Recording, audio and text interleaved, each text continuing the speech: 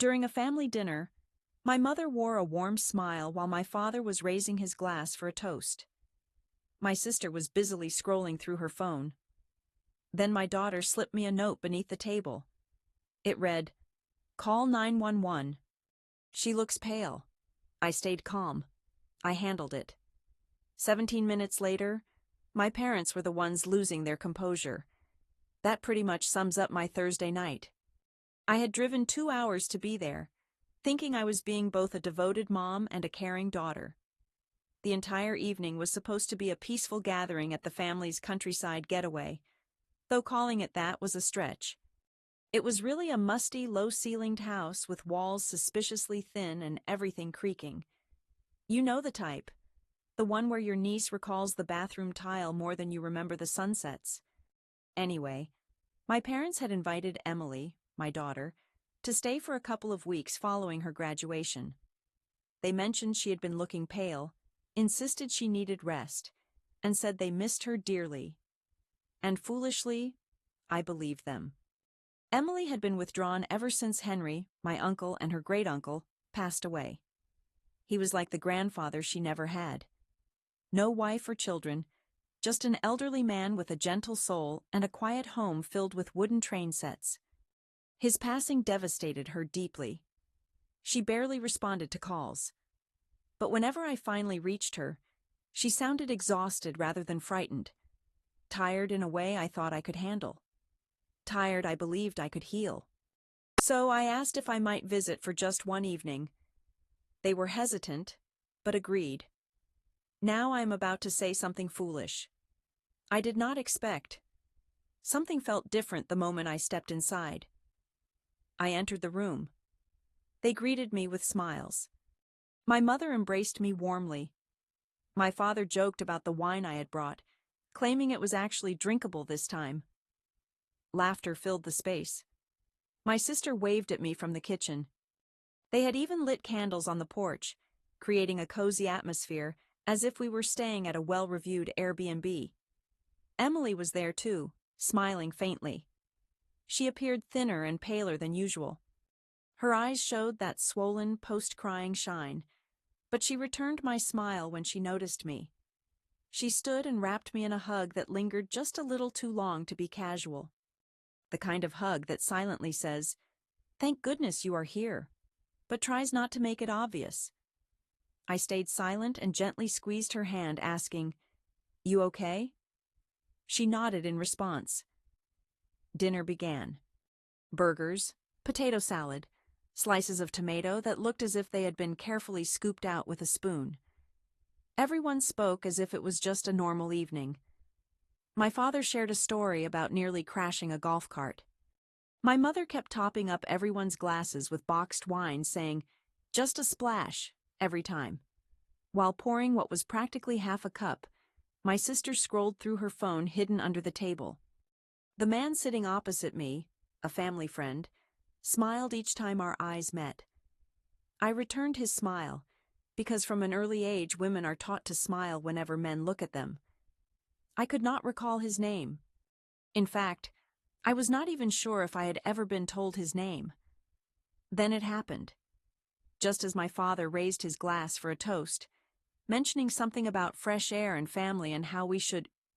I felt a hand brush against my knee beneath the table. It was Emily sitting right next to me. She quietly slipped something into my lap, a folded scrap of paper torn from a notepad that my mother usually kept near the landline for grocery lists and subtle reminders about recycling. I glanced down and unfolded it. 2 words, written in all capital letters. "Call 911. No exclamation marks, no further details, just those stark words. I froze in place. Emily kept looking straight ahead, not meeting my eyes, silently staring at the table as if nothing had occurred. But I noticed her shaking hand and her leg bouncing nervously under the table. My throat felt dry. My mother turned to me and asked, "Everything all right, honey?" I quickly folded the note and slipped it beneath my thigh without a single blink. "Yeah," I replied, managing a strained smile. "Just the potato salad is a bit heavy." They laughed. My father cracked a joke about my city stomach. I joined their laughter, but my hands were completely numb. What on earth was happening? I looked at Emily once more. She did not meet my gaze, but her jaw was tense and her eyes glistened with unshed tears. Was she serious, or was this some cruel joke? No, she was not joking. But why couldn't she just say it out loud? Because she was afraid. That was the truth. I needed to get away from there immediately. I cleared my throat. Could I use the bathroom? I asked. My mother gestured toward the hallway. Of course, sweetheart. I stood up, grabbed my bag just in case. Just in case of what? I had no idea yet, but a cold shiver ran through my body. The hallway was narrow. The bathroom door was stuck halfway open. Everything was exactly as it always had been. I locked the door behind me and sat down on the closed toilet seat, feeling like I might throw up. I took out my phone, my hand trembling so much that it took 3 attempts to unlock the screen.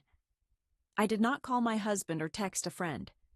Instead, I dialed 911 immediately. The operator answered in less than 5 seconds.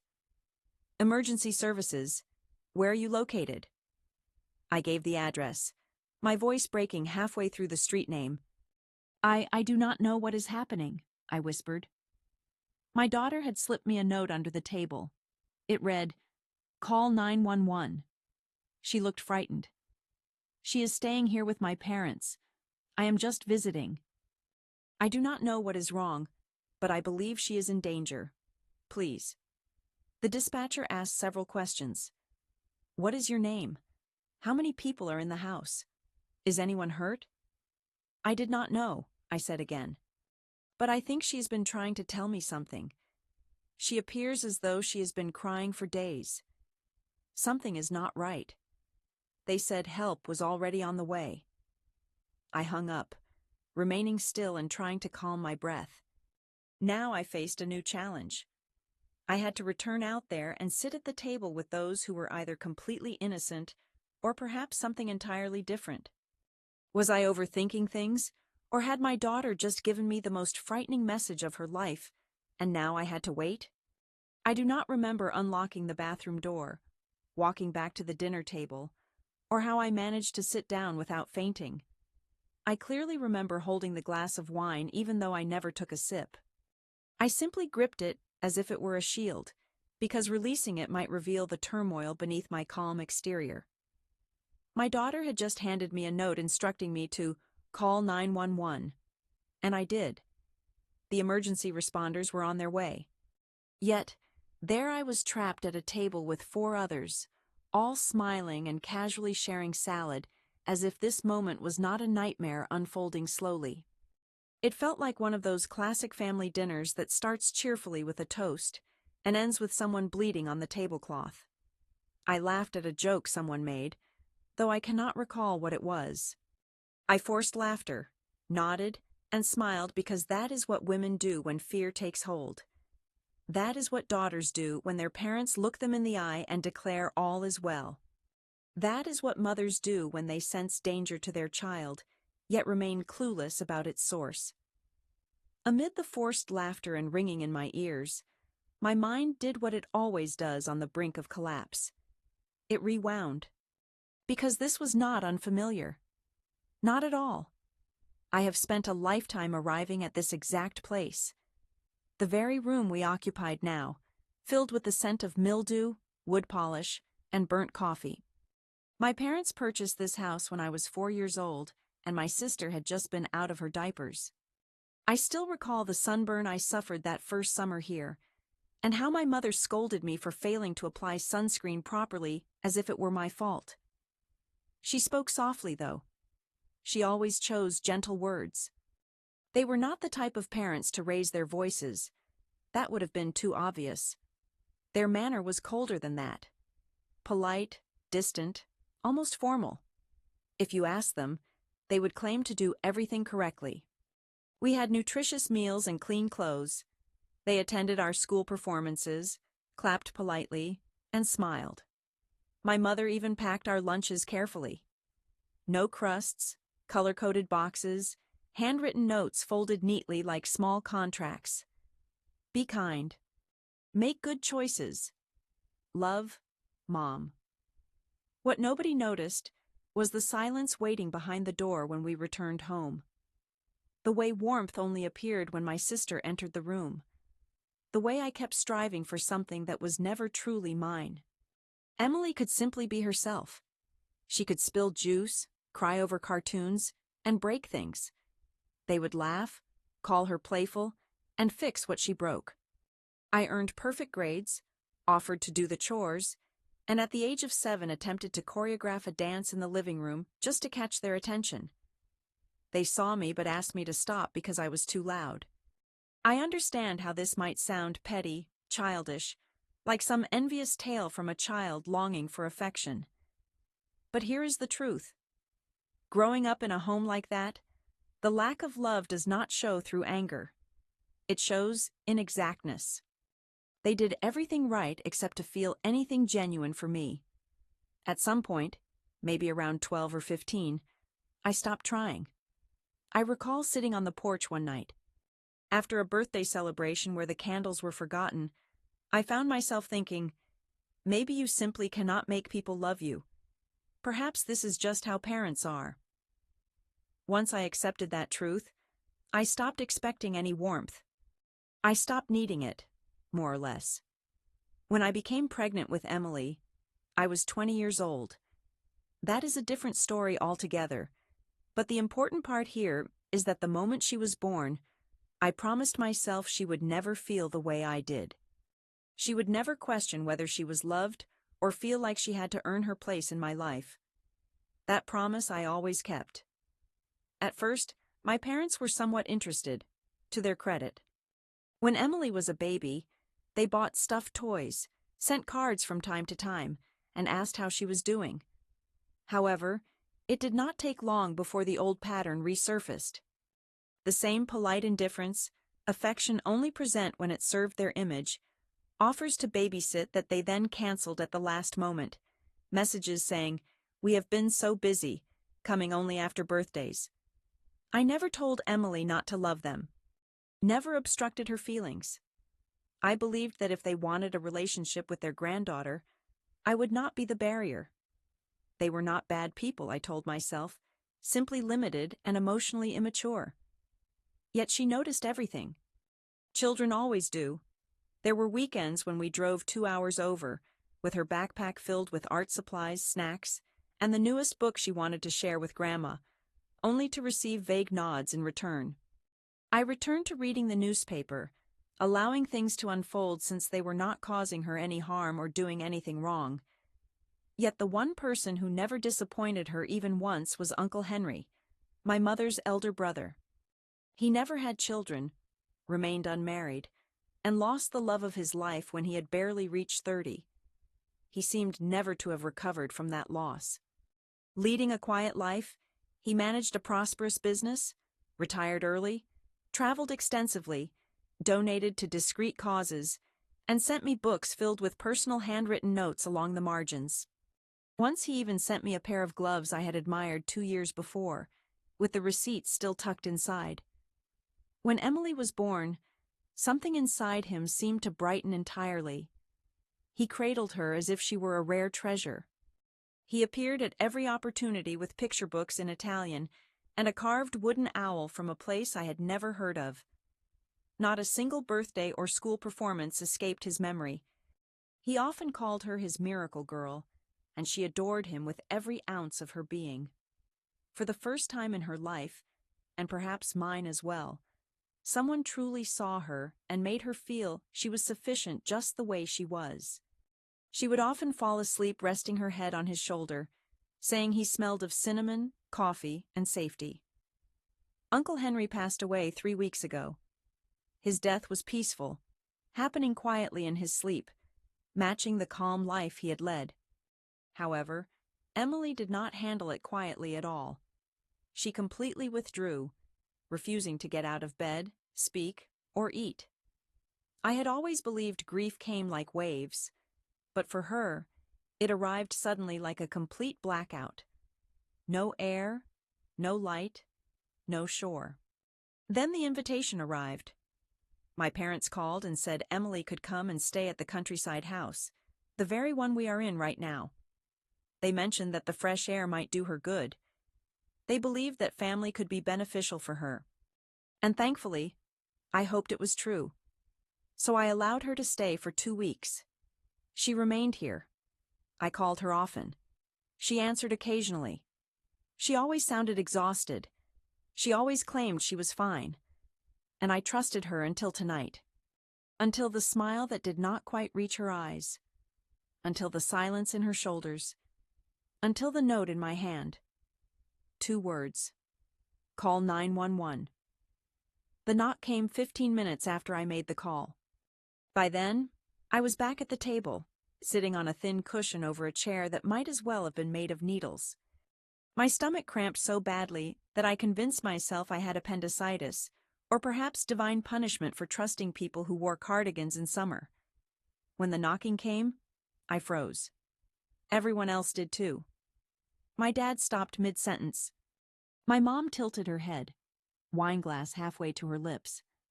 My sister looked toward the door as if uncertain whether it was real. Emily stayed motionless. She did not even blink. I stood up. "I'll get it," I said, as if we had not all already heard the sound of authority on the porch. The man, a friend of the family, the one I had never been formally introduced to, also stood up, rising just a little, as if unsure whether to get involved or just observe. I was already walking forward. I opened the door. 2 officers arrived, 1 man and 1 woman. Neither smiled. Their radios equipped on their shoulders emitted a faint crackling sound. The male officer said, "Ma'am, we received a call from this house." "I called," I replied with a voice higher than usual. "It is me. I swallowed something. It's my daughter. She handed me a note instructing to call emergency services. She is here. Something is wrong. She refuses to say it out loud, but I know something is off." They simply nodded. No questions asked.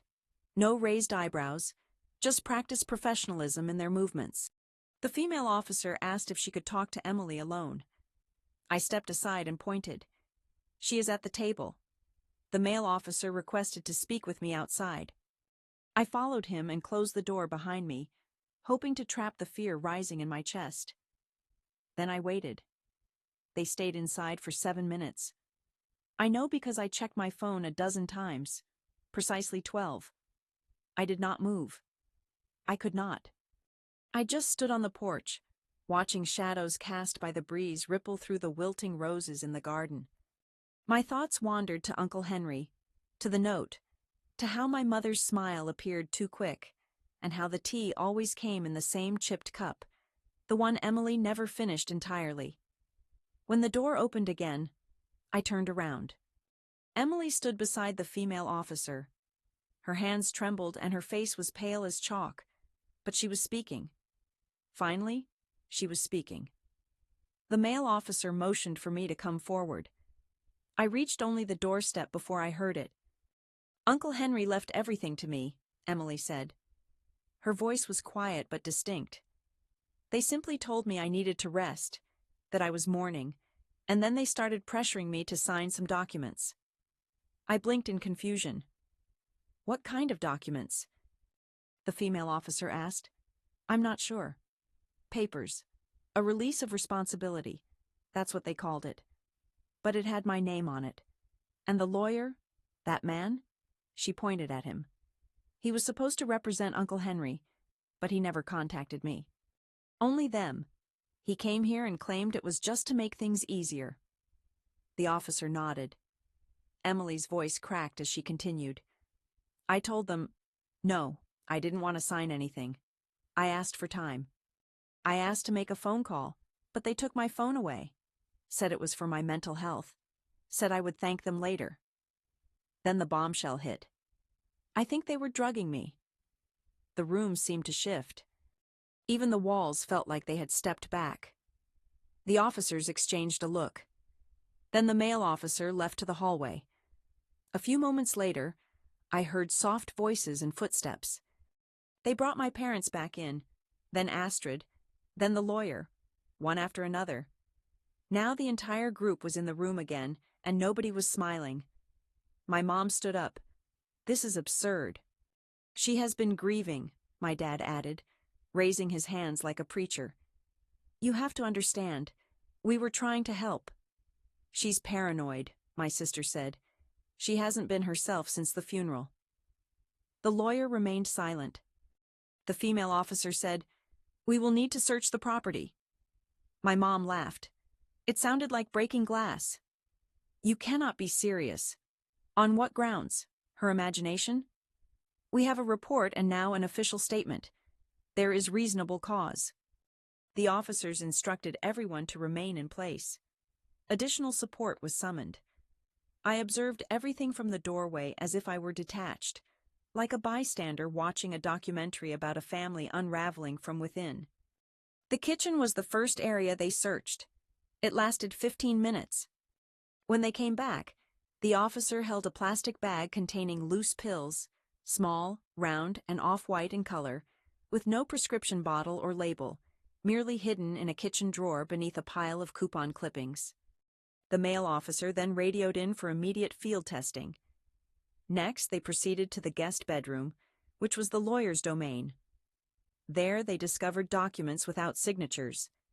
Emily's name appeared clearly on every page.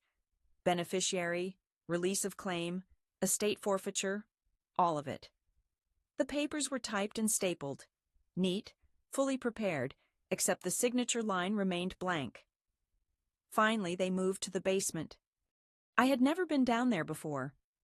My parents always explained it was for storage. It turned out that storage meant a finished room with a bed, a bedside table, folded blankets stacked neatly. It was clean, almost welcoming if you did not inspect too closely. Yet there was a bolt fastening the door from the outside, a narrow window that could not be opened, and the presence of Emily's belongings: her jacket, a pair of socks, a half-used notebook, and her necklace, the one Uncle Henry gave her for her 16th birthday. Everything was arranged neatly on the table as if she belonged there, ready to stay. Yet something was absent. Her phone. That was what they discovered upstairs, locked away in a cabinet inside the laundry room along with her wallet. Taken away for her own peace of mind, my mother had said. I did not cry. Not at that moment. I think I was too stunned to shed any tears. The officers did not ask for any clarifications after that point. They simply did not need to. The man, the lawyer, was led out first, his hands cuffed behind him, his expression unreadable. My parents followed, then my sister last. None of them glanced at me once. I stayed with Emily. I didn't let her go, not even for a moment. When the ambulance arrived to check her vital signs, I climbed in with her and sat beside her all the way. She looked so fragile, curled up in that huge hoodie, utterly exhausted. I gently pushed her hair away from her forehead and asked softly, "Why didn't you tell me?" She kept her eyes shut. "I did not think you would believe me." And that was the part that hurt the deepest. Because somewhere along the way, my daughter had learned the same painful truth I once did. When people behave calmly, politely, and act reasonable, the world is far too slow to accept what really happens behind locked doors. But this time, someone did.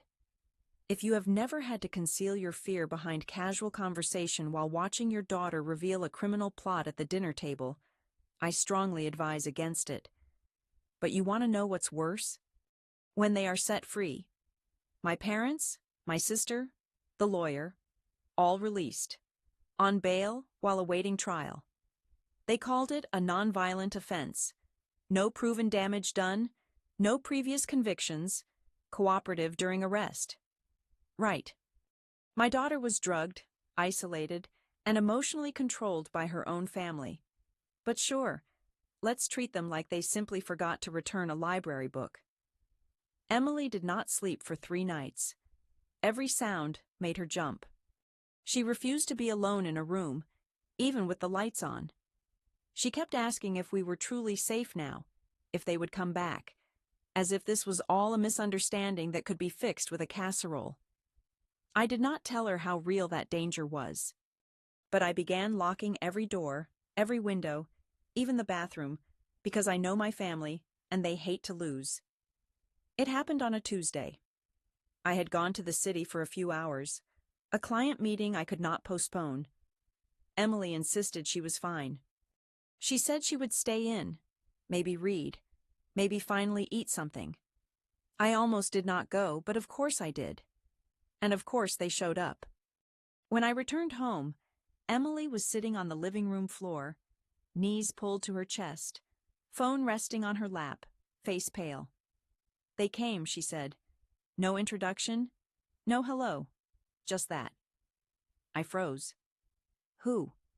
She did not look up. All of them. Grandma, Grandpa, Astrid. I dropped my bag and sat next to her. Are you okay? Did they touch you? Did they? They just talked. She opened her phone, went to her voice memos, and pressed play. I listened. My mother's voice came first, smooth and sweet, as if she were praising a neighbor's curtains. Emily, darling, we just want to clear the air. You have always been so sensitive, so poetic. You perceive things differently. That is not a fault, sweetheart. Then my father spoke, colder and distant. You do not realize the immense pressure we have been under. Your grandmother has not slept for weeks. Next came Astrid, sharp and flat. It was never about hurting you. It was about fairness. That money, what exactly would you do with it? Then my mother again. This was always going to break this family apart. Maybe if Henry had left it to someone more, well, mature. The recording stopped there. My hand trembled. I reported the visit at once. The bail conditions were absolutely clear. No contact was allowed, yet they appeared uninvited, manipulative, and confident enough to speak openly while Emily captured everything on tape. Even the officer taking my statement seemed irritated. That night I packed our belongings. We left 2 days later. Not permanently, only until the court hearing. I found a temporary rental in a quiet neighborhood with thick walls, multiple locks, and a watchful elderly neighbor who stood by her window as if it were a sacred duty. Perfect. Emily did not resist. She simply stayed close, barely talking, constantly checking that every door was locked. I applied for a no-contact order, which was granted within 24 hours. The charges were being finalized. The prosecution was preparing a strong case. And then came the questioning. The police separated them. First my father, then my mother, followed by Astrid, and finally the lawyer, one after another, and one by one they broke down. It was a typical strategy. They told each suspect that the others had already confessed. They gave them a hint of panic and watched as they collapsed. My sister, the one who always boasted about her loyalty, was the first to betray. She claimed it was our mother's plan and that she only went along with it. My mother insisted it was the lawyer's idea and denied ever touching the tea, saying Emily was imagining the drugging. My father insisted he did not know there was anything in the drinks and said he believed the locked room was a secure space. The lawyer, poor man, completely fell apart. Emails, payment records, copies of unsigned papers, even a folder with printed drafts, one labeled worst-case scenario script. I almost respected the thoroughness. Almost. The charges followed swiftly after that. My father faced accusations of false imprisonment, coercion, and administering substances without consent. He was sentenced to 6 years behind bars, eligible for parole after 4. My mother was found guilty of planning fraud and illegal drugging. She received 4 years with no possibility of parole until halfway through. My sister was charged with conspiracy and got 18 months, serving 9 actual months in prison. The lawyer lost his license and was convicted of fraud and assisting in unlawful confinement. He was sentenced to 8 years without early release. It never felt like justice or revenge. It felt like breathing. 3 months later, the estate matters were resolved. We were invited into a lawyer's office, a genuine lawyer who spoke plainly and treated children with respect. He handed Emily a thick envelope and said softly, "It belongs to you now." The amount in her account exceeded all my expectations, more than she had imagined. It was enough to cover education, therapy, housing, travel, a full life, and a promising future. When we got home, she cried. Not because of the money, but because for the first time in a long while she felt truly safe. She realized that nothing else could ever be taken from her again. Sometimes I wonder if I was wrong for not seeing the signs earlier.